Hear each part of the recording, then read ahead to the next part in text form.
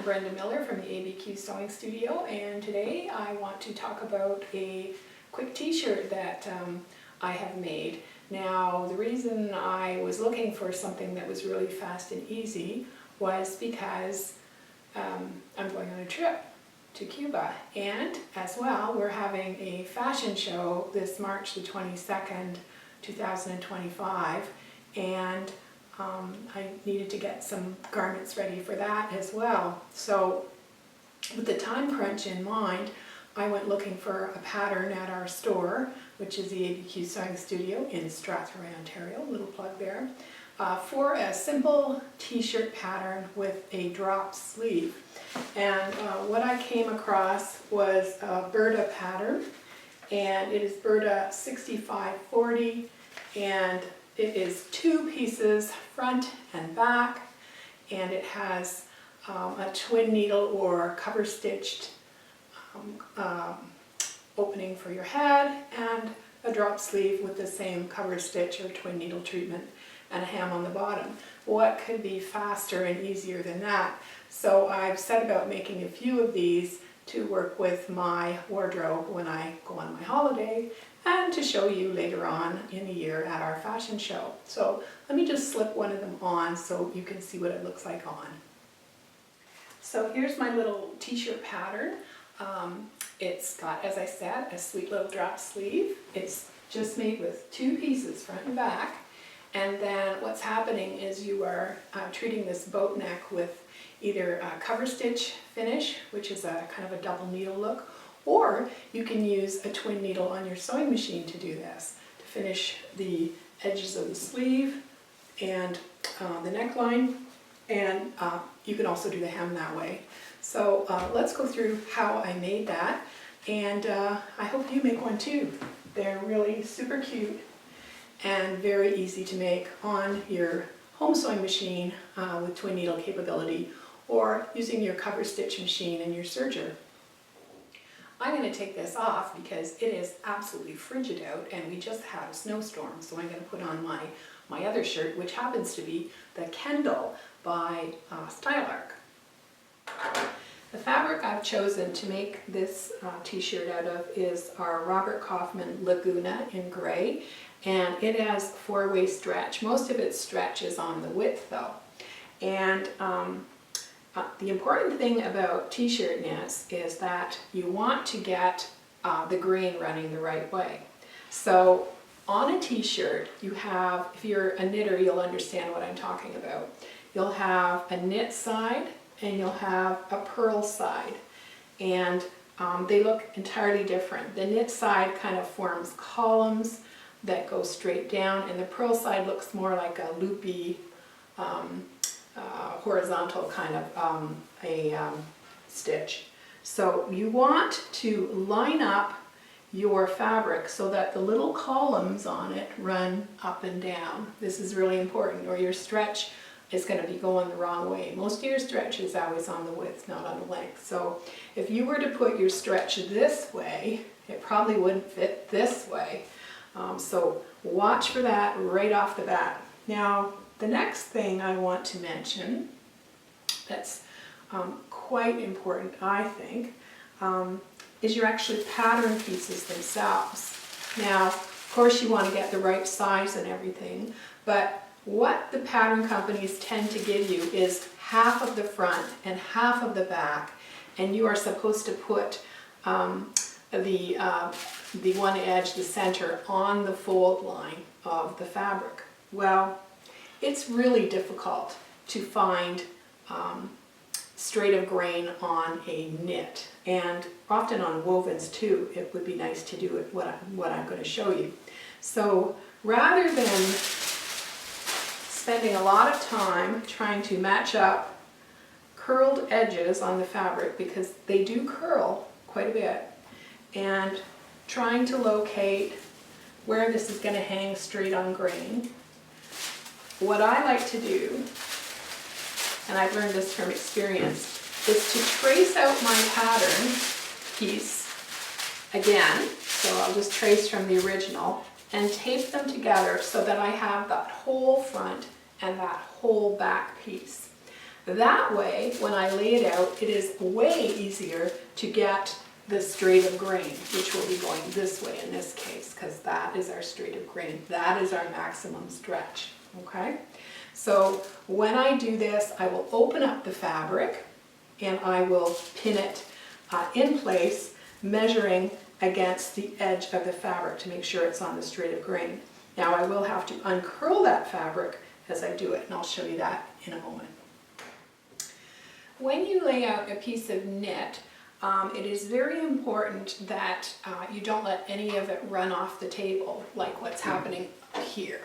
So what you want to do is pull it back, because what will happen is the weight of the fabric will stretch everything and your garment will not fit properly. So let's just flatten it out. Okay. You can use weights to hold on to things as well to make sure that, you know, it doesn't go flying away on you. I find them very helpful. It's my cat scratching at the door. Okay. There we go. Now, it's time to take one of our pattern pieces and pin it on the straight of grain. I learned the hard way about straight of grain a long time ago when I made a bathing suit.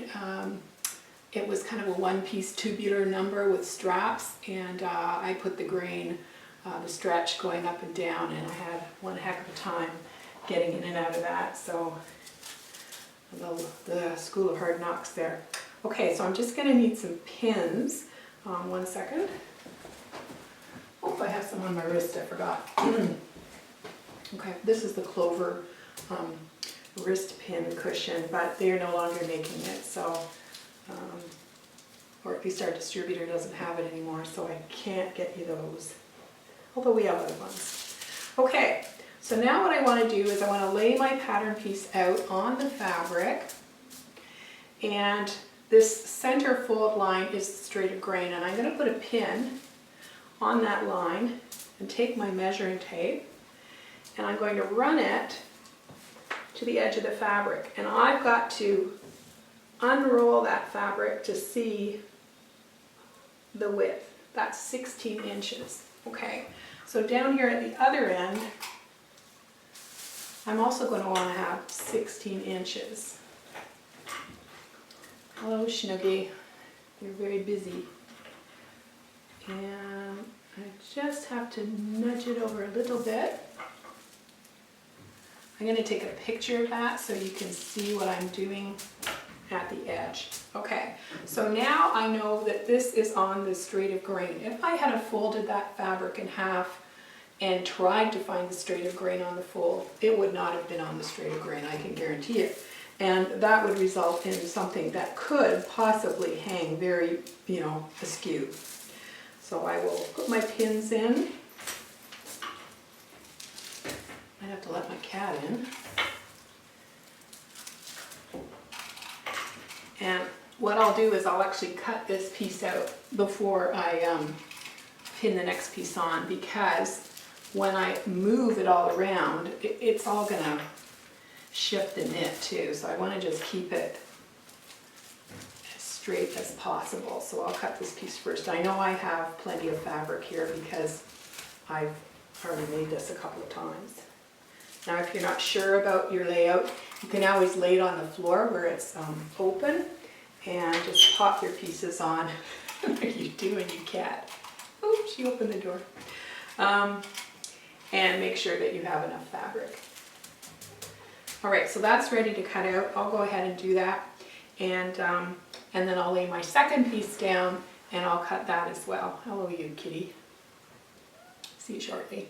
All right, so once again, when we check for straight of grain, we go to that center fold line and we run our tape measure down. Yeah, you can see how the fabric curls. This is just what t-shirt knits tend to do. And get that all unwound. That is 16 inches, okay? And when I go down to this end, hello cat. who am I talking to, right? I've already pinned it, but when I uncurl it again, it's hard. There we go, it's 16 inches. So I know that this is now running on the straight of grain.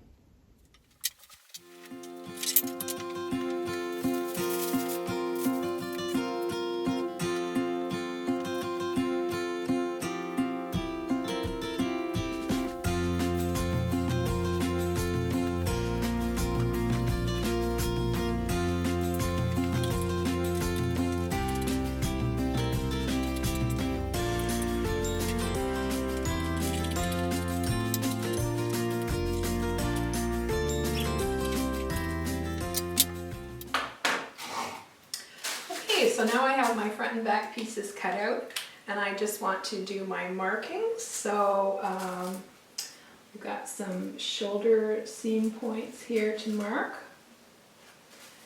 And I'm using a friction marker, which is a marker that it comes off with heat. So if I'm going to use this, I want to be sure this is not an area that I am going to be ironing before I am sewing it. So I think we'll be all right with the friction marker. There's also some points at the underarm that I want to mark.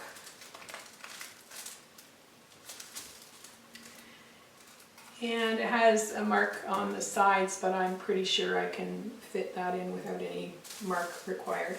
I make note of my hem allowance, which is 1 1/4 inches, and that is my front. And then same thing on the back, I will mark those same points.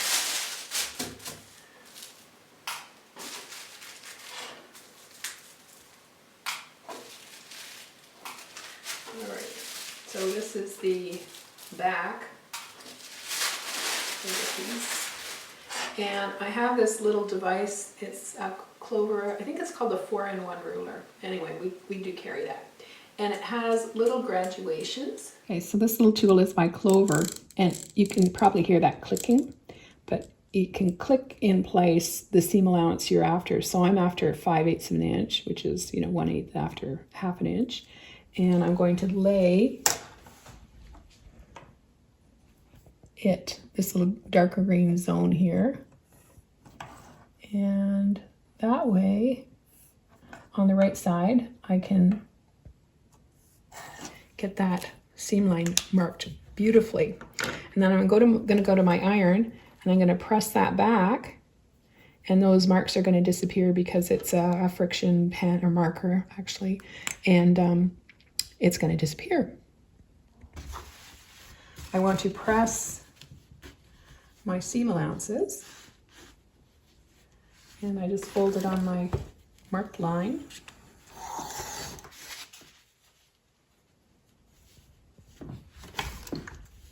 Press. So this pattern has no bands in it to sew in, which makes it super fast.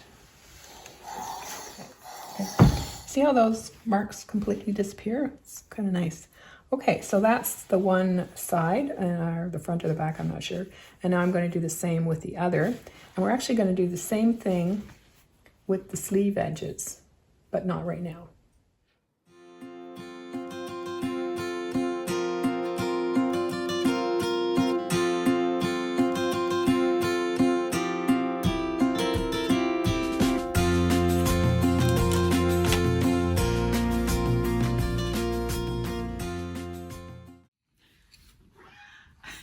So one way to do these edge trimmings is to use a twin needle, and here's one here, and this is the one I'm going to be using. It's a Schmetz universal twin needle. It's a 4-080, okay? And that needle has one bar to go into your, your needle hole, and then it has the 2 needles on it. So that's what it looks like. And this has a reasonable distance between the points so that it's gonna make a nice look, pretty much like what I've got here on my Kendall shirt. All right, so First off, we need to remove the cat from our thigh, and then we're going to put the needle in the machine. I'll take my foot off to do that. I've already removed my other needle, and it's just a matter of popping it in there and tightening it up. I have this nice little screwdriver. We have these at the store too. They're a little bit easier to use than what came with the machine. So, all right, so that's in place. Now, I have a baby lock machine, and with it, there's a book. And with your machine, you'll have a book too. If it's twin needle capable, it'll tell you. But we're just gonna follow along with the book, and you can see it in real time, what needs to be done. That's often easier than reading. So, the first thing we need is thread. And for a t-shirt knit, you wanna use polyester thread. It has a good stretch to it, and cotton thread does not. So you want to use polyester thread. But because it's a twin needle, you need 2 spools at the top and your bobbin. Now, I don't really want to buy 2 spools, so I've just wound up some thread on a bobbin, and I'm going to use that at the top as well. I've already put my bobbin thread in. Okay, so what we want to do is thread our machine. Okay. And it says, according to the procedure for threading a single needle. Okay, so we take our regular spool. Let's see here. What did I do with? Oh, here we go. So normally when I thread a spool on here, the thread comes off from the bottom. And that's the way I'm going to put this spool on here. And I put a little spool cap there to catch it. So I'm going to thread my machine in its normal way. And I'm going through this little catch here at the bottom, which you would normally do. Okay. And I'm going to thread needle 1. Needle 1 is always on the left of your machine. So you cannot use your automatic threader when you've got a twin needle, because it can't hit that needle because it's offset. So I will just thread it by hand. And if you do that, you'll probably break your threader. So do not do that. Okay. So now we have to get a second thread on the top to go through that needle number 2. So in my book, it tells me to raise the supplemental spool pin into the up position. And then it tells me to put the spool of thread on the spool pin so that the thread unwinds from the front rather than underneath. Okay, so that is important for tension. And I'm going to put spool cap on that. My cat is driving me nuts. Okay, now we want to pass our thread into this thread holder here. Okay, the book tells us to do that. So we're going to do what the book tells us to do. Okay, and then we're going to go through the normal procedure again, except for one little hitch. Okay, where we passed the thread through here earlier for needle number 1, we do not want to do that for needle number 2. So rather than going past this little clip and catching it there, we're going to thread it through needle number 2. So the important things to remember for needle 2 is that your thread comes off the front for your supplemental spool, not from underneath, but from the front. And you do not use that second, or that, excuse me, that catch there for your thread. So that's all set. Now, I've got to use my keypad here and tell the machine that I am now going to do twin needles. So I've got 1 needle showing here, but I want it to light up on 2 needles. And what's going to happen is you will see that stitch at the front, like 2 regular stitches, but at the back, what the machine does is it does a zigzag between the stitches. Okay, so we are all set except for our foot. And you want to use the foot. I'm using a J foot here that has the wider opening, okay, on your machine, because if you use one with a single hole, of course, your needles are not going to hit that single hole. They are going to strike the foot and you will have broken twin needle, and that would be a shame. So it's all set to go. So we have everything threaded, but of course it's always a good idea just to test your stitch before you actually get into your garment work. So I'm just gonna fold over a section here and let's see what we get. I'm gonna increase my stitch length to 3.5.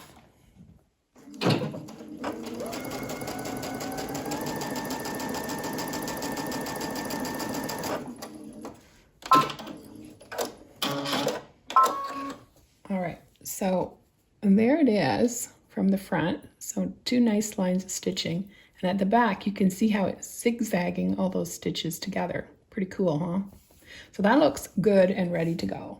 Okay, so if I were going to use the twin needle feature on my sewing machine, I've already shown you how that works, but I need to mark kind of a spot where my needle 1 is going to hit. So I would mark 1/2 inch in all the way around using whatever measuring device you have. This is the 5-in-1 gauge.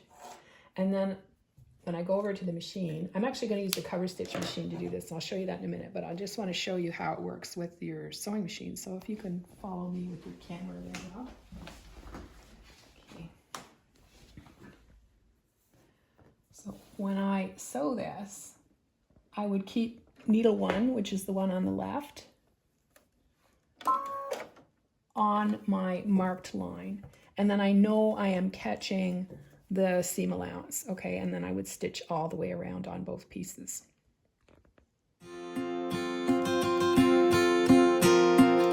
Because I have a serger, I am going to serge the shoulder edges and the side edges of this garment.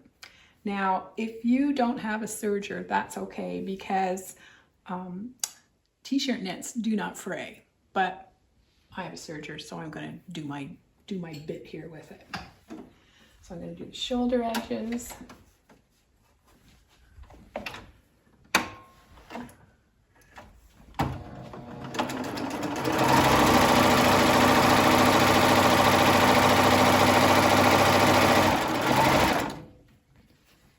And the sides.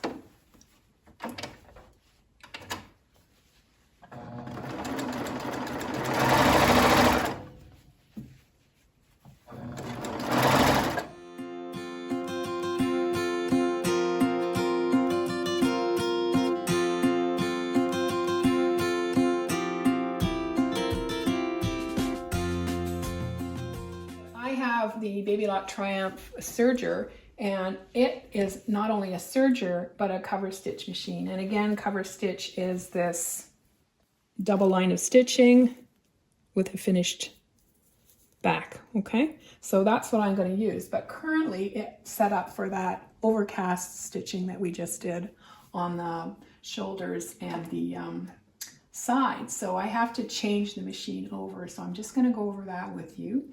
So the first thing I'm going to do is lift the presser foot and open up the machine. I'm going to take off this table here because that is the table for the overcasting. I'll just put it away for a moment. Okay. And I have to remove these threads from the machine because it's going to be re-threaded. So I'm just going to snip them off. And I want to get them out of here. So the lever's up and then they'll come out very easily. And I will pull them out of the machine. Here we go. And into the garbage they go. All right. So I want to thread it. So I switch from serging to threading, okay?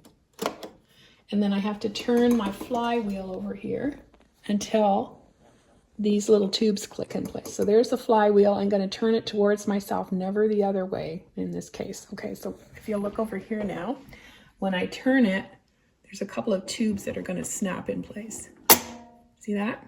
Okay, so now we have a clear path to the needles. All right, but the needles are in the wrong position for cover stitch.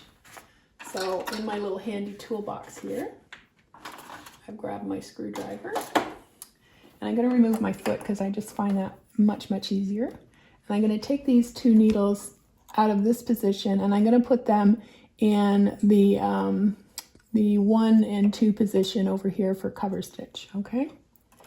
So there's 2 needles we have to move. 1. Trick is I was getting it out without dropping it. But there is a little tray here, you can catch them again at the bottom.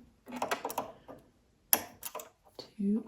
I'm also going to put my blade down because for cover stitch, if we had the blade up, we would actually cut our hem off. So down goes the blade. Here's the control here. Down it goes. Okay, so it's out of the way. And now we're going to put our needles into position 1 and 2. Oop. Best way is to just poke it in the actual space it goes down. So when you see that little silver head of the needle, you know it's in place. There's 1, and now for 2. Just put it in this hole that it belongs in, and then it'll ride up properly. And the flat part goes to the back. And oops, I just have to loosen a little bit here because I need to see it come up. You see how it comes up there? Okay, tighten that. Okay, so the needles are in the right position. I also want to put my looper down, so it's currently up. So now I put it down, all right? And then the thread. So we need 3 threads for cover stitch. We use the chain looper. Here it's labeled chain looper. And up here it says CL chain looper. So we go up through that guide. And we come down here and we want to go from the front to the, the front to the back. I'm just going to put this down so you can see. And then there's a little clip here. You can show that. Goes in there. And then in this little area here and clip here. All right. I just put my foot up again. And then I pull a little bit down, like to my thigh usually. That's about the length I need. And then here, the C is chain looper, okay? So I don't want to put it in the other loopers. And I'll put about 1 inch down that little hole. Sometimes the thread gets a little bit of like static and it doesn't want to go. Okay, so I've got it in there and I just make sure it's not going to get stuck on anything. And then I'm just going to open up the side of the machine here. And there's this little trough here, right here, and that's where my thread's going to end up. But what I want to do is I want to push to thread loopers. See that button? That's our air threading, and my thread should come out there. But it got stuck, so there, it just did. So you see some thread there? You want about 4 inches. Let me just dig some out there. There, about 4 inches, and then you put it right back into that little trough. Okay, now I can shut this. All right, now I want, we've got needle 1 and 2. There's also needle 3, but we're using 1 and 2. So we want to use 1 and 2 here. All right, so let's just get a couple of threads. Here is 1. And these are just threads that are not in use. And these are 2. Okay, oops. I already got one of those in the spool. Okay, so I'm going to go through number 2 first. And then over here, you can see that, but it's labeled 1, 2, 3. 1, 2, 3. We want to put in 2, and 2 is the middle slot. And you put it in the middle slot, but it's got to click over to the right. See that? Click. And now I go through the middle guide and I bring it around here and around there. And now we want to go into these 2 little arms. This confused the heck out of me at the beginning, but all you do is you take a piece of thread and you just put it in there. That's all. I don't know why that confused me so much. Okay, now the Triumph also will thread your needles for you. Right now, this is kind of the needle threader setting up here. It's on overlock, but we're doing a chain cover stitch. So we want to just push that over. And then it's good to just make sure your thread doesn't have any fuzzies on the end. we bring this lever down, and needle 1 is here and needle 2 is there, and we're working on number 2, right? So we're going to put it in the number 2 needle hole. We're just going to hold it very loosely so that when I push this air thing, it can actually grab it. And whoa, look at that. There it is. Okay, now it's time to do needle 1. So it told us that this was needle 1 here, chain needle 1. And this is chain 1 up here. It's nice for us that are challenged to have these directions. And then the 1 slot is this slot here. So now we want to go back to the 1 area and click it in and send it down its guide and get in there and around there. And this tricky bit again for me, just put it in the middle. Snip off a little end. Bring down your threader. Put your thread in the hole. And then push to thread needles, this little button here. Wow. So when I'm not showing someone how to do that, it's actually pretty quick. Okay, now I'll put my foot back because I liked it off because I can see better and it gives me a bit more room. So the next thing is you have a different table that goes on for cover stitch. And this is the one that came with the machine. But I ordered this one here because I can add a little guide to it that helps me out. So, oops. It sort of just, I don't know if you see that or not, Rob, but it sort of clicks in there. And up it goes. Now I'm going to take it out of serging. I want this looper to go down. We put it in down position, it should be down before the table will go up. So if I had to try to shut the table and that was up, it wouldn't shut. And you know, if you're a beginner, you're thinking, what's the matter? So you just have to turn your flywheel forward until that disappears. Okay, so we've got it all threaded and we want to just put it into threading mode. Now if I try and shut it, oh, it was in threading mode. So if I try and shut it in threading mode, it's not going to shut. It has to be in serging mode, okay? All right, so let's just get out our fabric guide. So this is an accessory. And I know that my allowance, seam allowance on that t-shirt is 5/8 of an inch. So I want to put my fabric guide in place.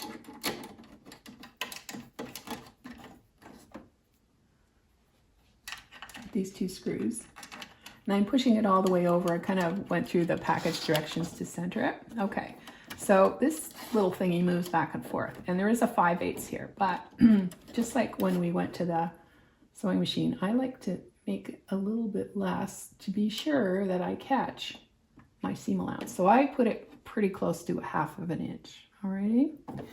And now it is time to test it. So I'm just going to get up and get a bit of fabric. All right.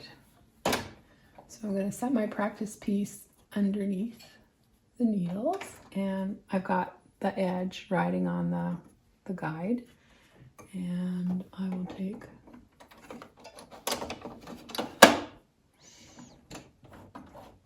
a couple of stitches, and it's moving forward. If it's not moving forward, just check your threading. Okay.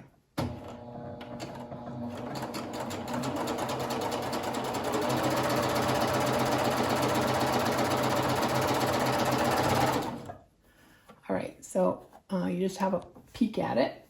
I think I want my stitches a little longer. So let's just bump it up. And the back looks fine. I mean, we've got a thread there, but that looks good. So rather than take this out of the machine, I'm going to leave it in place and start with my neck edges. So let's grab one here. If I take my thread out at this point, it might get a little snarly and I might have to rethread slightly. So I like to just kind of work from piece to piece if at all possible. Okay. So we got a curve here, but the nice thing about knits is that you can straighten them out by stretching them. So again, I'm stitching into the piece a couple of stitches by moving the flywheel forward. Now, you don't want to stretch it, you just kind of want to manipulate it. If you stretch it, the seam gets narrower and then you might not catch the actual seam at the back. I'm hoping some of these tips are useful to you guys that have cover stitch machines and haven't done too much with them.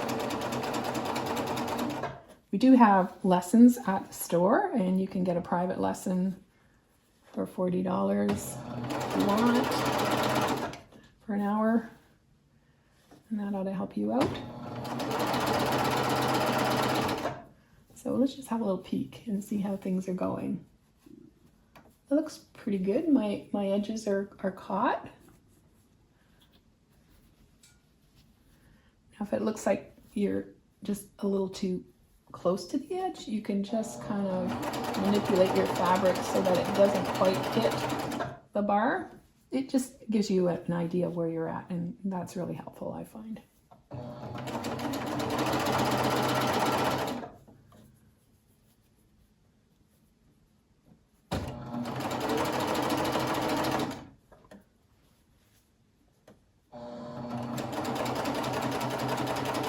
Last bit, you've just got to eyeball it. Okay, so let's take that little practice piece off, call it a leader. And you can see how at the beginning here, I was a little bit close to the edge, like that's kind of touch and go. So I kind of shifted over just a little bit here, and there's a little bit of my edge showing. So I might just move my gauge over to a half there. All right, and now I'm just going to pick up my other piece. There we are.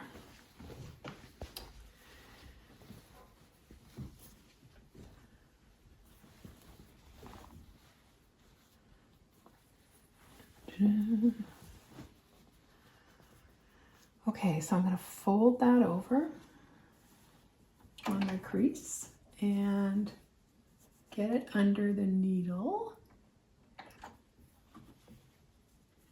And move the flywheel ahead a couple of stitches so that I know it's moving. If it's not moving, there's some threading problem. And often it's the chain looper stitch you'll maybe have to rethread when that's the case. Okay, so here we go.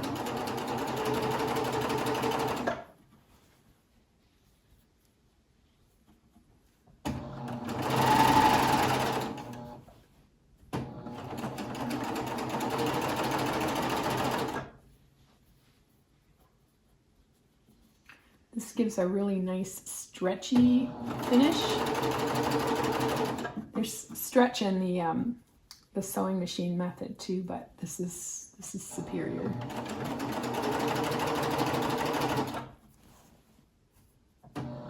As it should be, because you bought a special machine for it.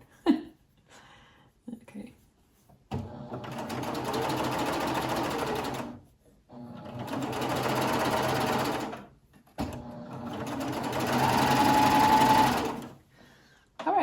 That looks nice. That stitch length is really kind of showy. If it were small, it wouldn't look as nice. Okay, so now how do we get out of this? We just move ahead and clip that off. Okay, so we've got our two neck edges finished. There we are. And what we're going to do next, we'll just go over to the table here. So we're going to join our shoulder seams. I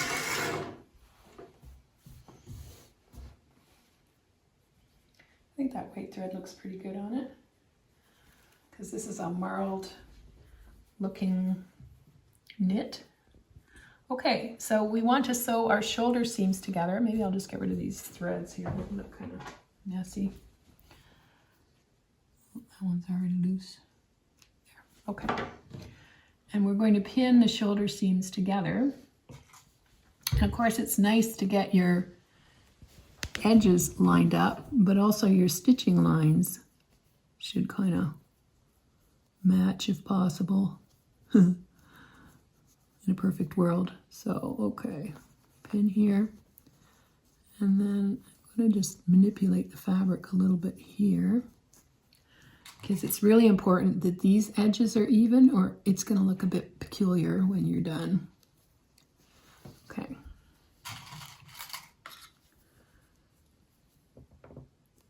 And when we're done this seam, we're actually going to open it up and press it. If we hadn't have finished these seams first and you had just a serged edge, it would show up at your shoulder, which would not be very beautiful.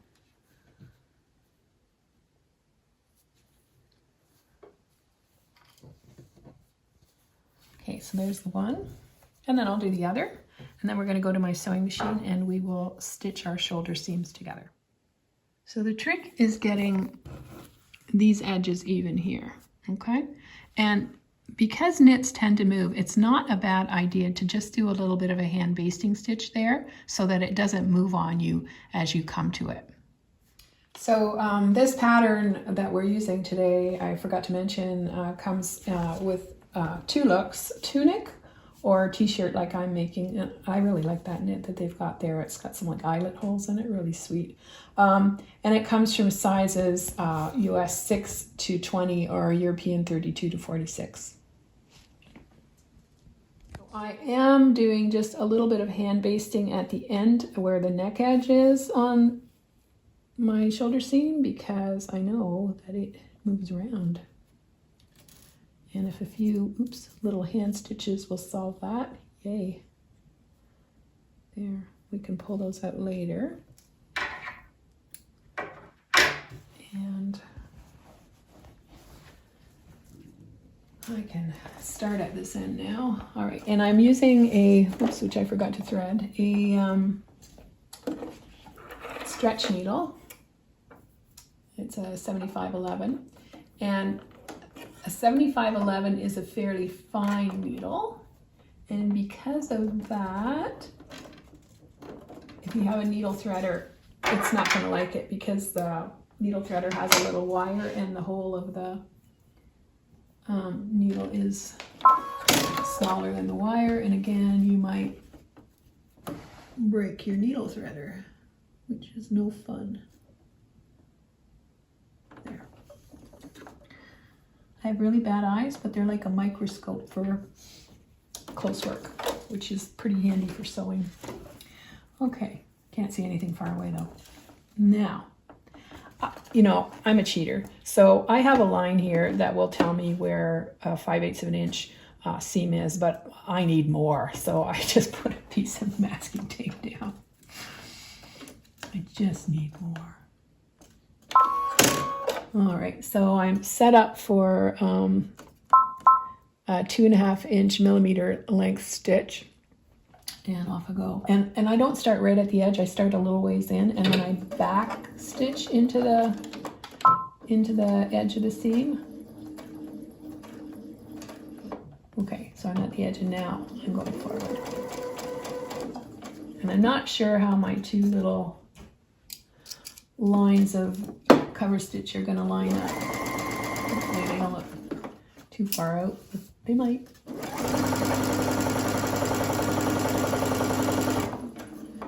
As the Amish say, nobody's perfect.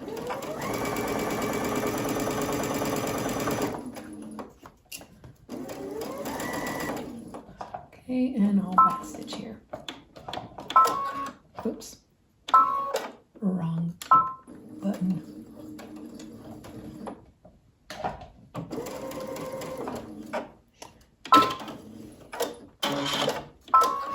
All right, cut my threads, pull my basting. I just used a light pink here so you're not seeing it.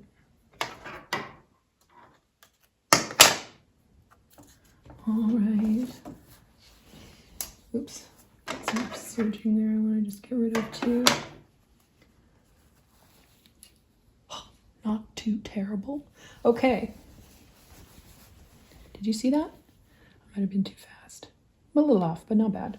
Okay, so what's going to happen next is I'll, of course, do the other shoulder seam, but I'm going to press this open and I'm going to hand stitch the seam edge in place so that it doesn't move around. Alrighty?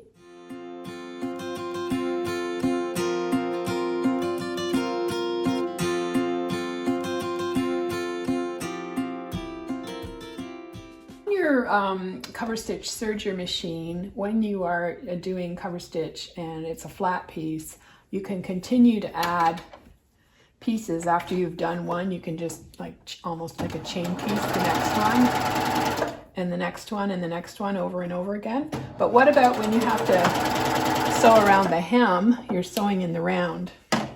So what you've got to do is, you've got all this thread that's made a chain stitch, but you've got to free it up so that you can get your hem under the foot, and it's not going to work like that. So here's what you have to do, but be very careful. So you are going to lift your foot, give yourself a little thread, loosen your threads there and pull it back so you can see there's some that's not twisted up there. Turn your flywheel back one turn, no more than one turn. So over here, it's my flywheel. I'm going to turn it back. And now everything is untangled. And ideally that's what you want, okay? Now, oops, I can take my hem, this drawer here to support my work, and I can get it underneath the machine. And this is that 1 1/4 inch hem for the bottom, and I've moved my gauge back to 1 1/8 just to be sure that I catch everything. You want to make sure it's in the machine straight, okay, not at an angle. And then you're going to take those first few stitches again just to make sure it's moving ahead nice and smoothly. Then you got to make sure your hem is completely folded back the way it should be, and then you're off. And then once I get all the way around, I'm going to show you how to finish off.